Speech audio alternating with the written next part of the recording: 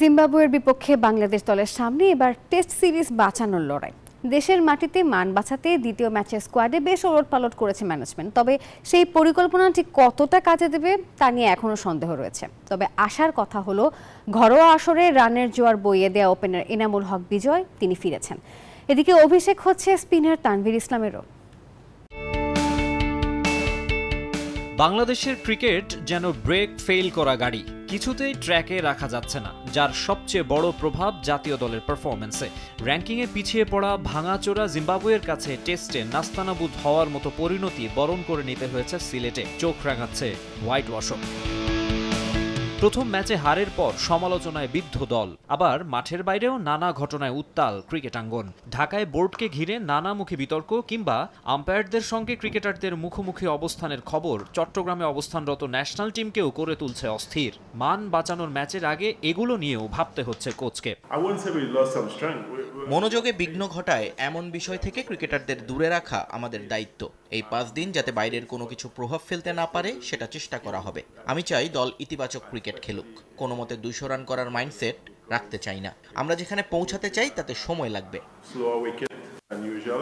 মাঠে সবচেয়ে বেশি ভোগাচ্ছে ব্যাটিং, সেও অনেকটা সময় ধরে। এক ম্যাচ ভালো তো 10টায় খারাপ। লাক্কাতুরা টেস্টে জিম্বাবুয়ান বোলারদের বিপক্ষেও উইকেট বিলিয়ে দিয়েছে তারা।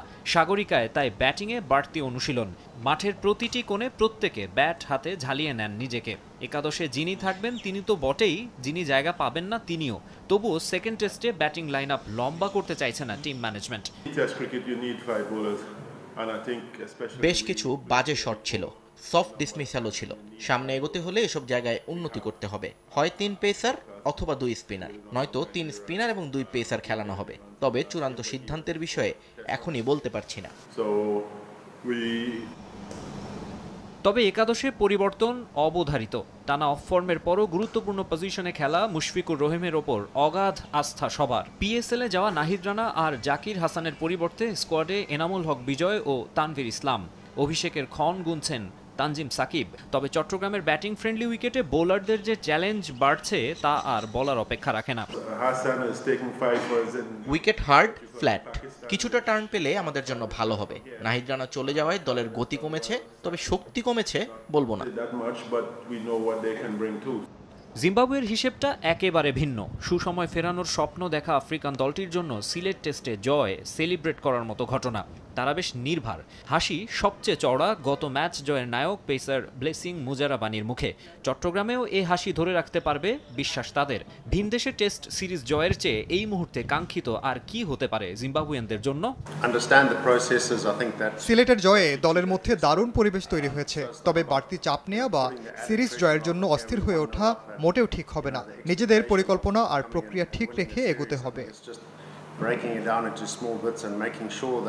নাম পরিবর্তন করে বীরশ্রেষ্ঠ flight lieutenant Motiur Rahman stadium করার পর এই প্রথম কোনো ম্যাচ সেখানে। 2014 সালে জিম্বাবুয়ের বিপক্ষে সেখানে খেলা একমাত্র টেস্টে বড় জয় পেয়েছিল বাংলাদেশ। তবে সব মিলিয়ে মুখোমুখি 19 দেখায় সমান 8 জয় 2 দলের। তাই এ ম্যাচ হেড টু হেডে লিড নেয়ারও।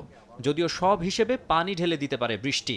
পূর্বাভাস বলছে বৃষ্টি হতে পারে প্রথম 3 দিনই।